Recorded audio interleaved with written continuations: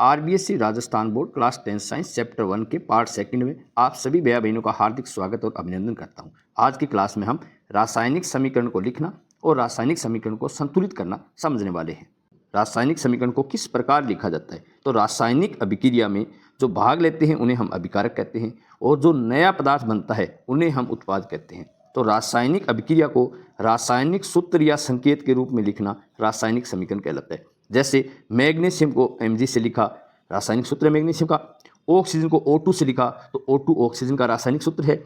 और MgO यानी magnesium oxide को MgO लिखा यानी मैग्नीशियम ऑक्साइड का ये सूत्र है। तो रासायनिक जो अभिक्रिया है उसको रासायनिक सूत्र या संकेत के रूप में लिखना क्या कहलाता है? रासायनिक समीकरण कहलाता है। रासायनिक अभिक्रिया में जो भाग लेते हैं उन्हें तीर से पहले रखा जाता है, वो अभिकारक होते हैं। और जो नया पदार्थ बनता है उन्हें तीर के बाद रखा जाता है, क्योंकि उत्पाद को तीर के बाद रखा जाता है। तो इस प्रकार रासायनिक समीकरण को लिखा जाता है। ढांचा रासायनिक समीकरण क्या है? ध्यान रखना, अगर रासायनिक समीकरण संतुलित नहीं है, संतुलित का मतलब क्या होता है?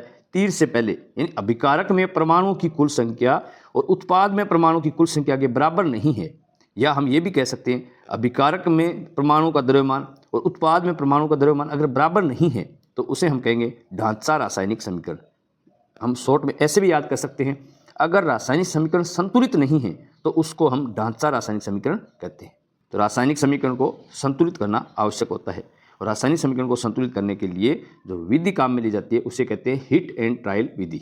संतुलित रासायनिक समीकरण का महत्व है, यानी संतुलित रासायनिक समीकरण की क्या इंपॉर्टेंस है। संतुलित रासायनिक समीकरण में अभिकारकों का कुल द्रव्यमान उत्पाद के कुल द्रव्यमान के बराबर होता है, यानी संतुलित रासायनिक समीकरण द्रव्यमान संरक्षण के नियम का पालन करती है। और संतुलित रासायनिक समीकरण कहते किसे हैं? तो अभिकारक में परमाणुओं की कुल संख्या उत्पाद में परमाणु की कुल संख्या की अगर बराबर है तो उसको हम कहते हैं संतुलित रासायनिक समीकरण। और रासायनिक समीकरण को संतुलित कर लिया तो वो किस नियम का पालन करती है, वही उसकी इंपॉर्टेंस है।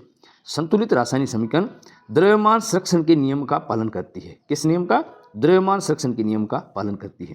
ये द्रव्यमान संरक्षण का नियम क्या है? द्रव्यमान संरक्षण का नियम है कि किसी भी रासायनिक अभिक्रिया में न तो हम द्रव्यमान को बना सकते हैं न ही द्रव्यमान का विनाश कर सकते हैं। अर्थात किसी रासायनिक अभिक्रिया में अभिकारकों का कुल द्रव्यमान है वो उत्पाद के कुल द्रव्यमान के बराबर होता है, और बराबर होता है तभी उसको हम कहेंगे संतुलित रासायनिक समीकरण। क्रियाकलाप 1.3 में एक शब्द समीकरण दे रखी है कि जिंक सल्फ्यूरिक अम्ल के साथ अभिक्रिया करके जिंक सल्फेट और हाइड्रोजन का निर्माण करती है। तो ये हमारे सामने क्या है? ये शब्द समीकरण है, शब्दों में लिखा हुआ है। अगर इस शब्द समीकरण को रासायनिक सूत्र या संकेत के रूप में लिख रहे हैं तो रासायनिक सूत्र के रूप में लिख दिया तो यही समीकरण क्या कहलाएगी? रासायनिक समीकरण कहलाएगी। तो ये रासायनिक समीकरण है हमारे सामने। अब हम ये देखेंगे कि क्या संतुलित है या नहीं। जिंक का परमाणु इस साइड में एक परमाणु है, इस साइड में एक है। फिर हाइड्रोजन देखेंगे, इस साइड में दो परमाणु है अभिकारक में, उत्पाद में भी दो परमाणु है। सल्फेट में अभिकारक में एक परमाणु है SO4 और उत्पाद में भी एक परमाणु है। तो ये संतुलित रासायनिक समीकरण है। तो इसमें क्या विशेषता होगी, इसकी इंपॉर्टेंस क्या है? ये द्रव्यमान संरक्षण के नियम की पालना कर रही है। द्रव्यमान संरक्षण नियम क्या है? अभिकारकों का कुल द्रव्यमान उत्पाद के कुल द्रव्यमान के बराबर होता है।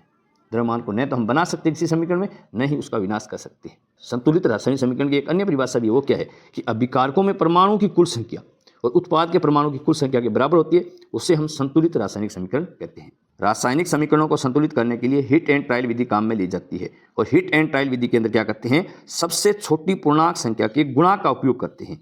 जैसे हम देखते हैं कि अभिकारक में परमाणु की कुल संख्या उत्पाद में परमाणु की कुल संख्या के बराबर है या नहीं। अगर नहीं है तो क्या करेंगे? जो सबसे छोटी संख्या है उसमें गुणा का उपयोग करके बड़ी संख्या के बराबर करेंगे। जैसे अभिकारक में फेरस के कितने परमाणु है? 1। उत्पाद में कितने हैं? 3। तो छोटी संख्या को क्या करेंगे? 3 से गुणा कर देंगे, गुणा का उपयोग कर दिया। अब देखो अभिकारक में हाइड्रोजन के कितने परमाणु है? 2। और उत्पाद में कितने हैं? हाइड्रोजन के 2 परमाणु है, तो इनको नहीं छेड़ेंगे। अब देखेंगे हम ऑक्सीजन के परमाणु। अभिकारक में ऑक्सीजन के कितने परमाणु है? 1 है। उत्पाद में कितने परमाणु है? ऑक्सीजन के 4 परमाणु है। तो छोटी संख्या में गुणा का उपयोग करेंगे, इसको 4 से गुणा कर देंगे। अब हमने परमाणुओं को बराबर किया अभिकारक और उत्पाद में। बराबर करने के बाद वो वापस चेक करेंगे कि हमारे बराबर करने के कारण कोई और परमाणु कम ज़्यादा तो नहीं होगी। अभिकारक में फेरस के कितने परमाणु हैं? 3। उत्पाद में कितने? 3। सही है। अच्छा, अभिकारक में हाइड्रोजन कितने परमाणु है? 8। और उत्पाद में कितने हैं? 4। तो सबसे छोटी संख्या में गुणा का उपयोग कर दो, तो हाइड्रोजन के इधर भी 8 हो गए। अच्छा, अभिकारक में ऑक्सीजन कितने परमाणु हैं? 4। कितने हैं? 4। और उत्पाद में ऑक्सीजन कितने परमाणु हैं? 4। ये है संतुलित रासायनिक समीकरण। और अभिकारक में परमाणु की कुल संख्या उत्पाद में परमाणु की कुल संख्या के बराबर है, यानी ये समीकरण द्रव्यमान संरक्षण के नियम की पालना करती है। और इस समीकरण को संतुलित करने के लिए जिस विधि को हमने काम में लिया है वो है हिट एंड ट्रायल विधि। और परीक्षा में पूछा जाता है हिट एंड ट्रायल विधि क्या है। हिट एंड ट्रायल विधि के अंतर्गत सबसे छोटी पूर्णांक संख्या के गुणांक का उपयोग करके रासायनिक समीकरणों को संतुलित किया जाता है। रासायनिक समीकरणों को संतुलित करने के लास्ट चरण में भौतिक अवस्थाओं को भी संकेत के रूप में दर्शाया जाता है। कैसे दर्शाएंगे? अगर अभिकारक हो या उत्पाद हो, इनमें से कोई सा भी हो, अगर इसमें कोई गैस है तो उसको G से दर्शाएंगे, अगर कोई द्रव है तो उसको L से दर्शाएंगे, अगर जलीय है यानी जल में घुलावा है तो उसको AQ से दर्शाएंगे, और अगर ठोस है तो उसको S से दर्शाएंगे। जैसे हमारे सामने एक रासायनिक समीकरण का उदाहरण दे रखा है, तो इसमें फेरस क्या है? ठोस है तो उसको S से दर्शाया है, H2 जल वाष्प के रूप में उसको G से दर्शाया है, Fe3O4 है ठोस है तो उसको S से दर्शाया है, और हाइड्रोजन गैस के रूप में उसको G से दर्शाया है। तो भौतिक अवस्थाओं को भी संकेत के रूप में रासायनिक समीकरण में दर्शाया जाता है। और लास्ट में ये भी ध्यान रखना कि कोई भी रासायनिक अभिक्रिया है अगर कोई विशेष परिस्थिति में हो रही है, वो किसी ताप पे, दाब पे या किसी उत्प्रेरक की उपस्थिति में हो रही है, तो ताप, दाब या उत्प्रेरक है, इनको तीर के चिन्ह के ऊपर या नीचे दर्शाया जाता है। जैसे ये अभिक्रिया है, ये 340 एटमॉस्फेरिक दाब पे संपन्न हो रही है तो तीर के ऊपर दर्शाया है, या नीचे भी दर्शा सकते हैं। जैसे ये रासायनिक अभिक्रिया है, ये सूर्य के प्रकाश की उपस्थिति में और क्लोरोफिल में हो रही है तो इसको तीर के ऊपर या नीचे। तो क्या ध्यान रखना है यहाँ पे, अगर कोई अभिक्रिया किसी विशेष परिस्थिति में हो रही है, जैसे किसी विशेष दाब पे हो रही है, चाहे ताप पे हो रही है या किसी उत्प्रेरक की उपस्थिति में हो रही है, तो दाब, ताप या उत्प्रेरक को तीर के चिन्ह के ऊपर या नीचे दर्शाया जाता है। इस चैनल पर बने रहने के लिए आप सभी भैया बहनों का फिर से हार्दिक स्वागत करता हूं। आज की क्लास में हमने रासायनिक समीकरण को किस प्रकार लिखा जाता है ये समझा है कि रासायनिक जो अभिक्रिया होती है उसको रासायनिक सूत्र या संकेत के रूप में लिखना ही रासायनिक समीकरण है। और रासायनिक समीकरण को संतुलित करना किस प्रकार किया जाता है, उसके लिए किस प्रकार हिट एंड ट्रायल विधि को काम में लेते हैं, सबसे छोटी पूर्णांक संख्या के गुणांक का उपयोग किस प्रकार किया जाता है, संतुलित रासायनिक समीकरण की इंपॉर्टेंस क्या है कि वो द्रव्यमान संरक्षण के नियम की पालना करती है। और पार्ट 3 में हम पढ़ने वाले हैं संयोजन अभिक्रिया क्या है, उनके कौन कौन से उदाहरण है। उसके बाद ये भी पढ़ने वाले हैं कि ऊष्माक्षेपीय अभिक्रिया किसे कहते हैं, क्या संयोजन को ही ऊष्माक्षेपीय अभिक्रिया कहते हैं, और कहते हैं तो क्यों कहते हैं। बहुत अच्छे से पार्ट 3 में हम पढ़ेंगे संयोजन और ऊष्माक्षेपी रासायनिक अभिक्रिया। अगर ये क्लास अच्छी लगी हो, समझ में आया है, तो वीडियो को लाइक करना, चैनल को सब्सक्राइब करना, और इस क्लास को आप अपने साथियों तक शेयर जरूर करना, और एक प्यारा सा कमेंट करके जरूर बताना ये क्लास आपको कैसी लगी। आप सभी का फिर से धन्यवाद एवं आभार।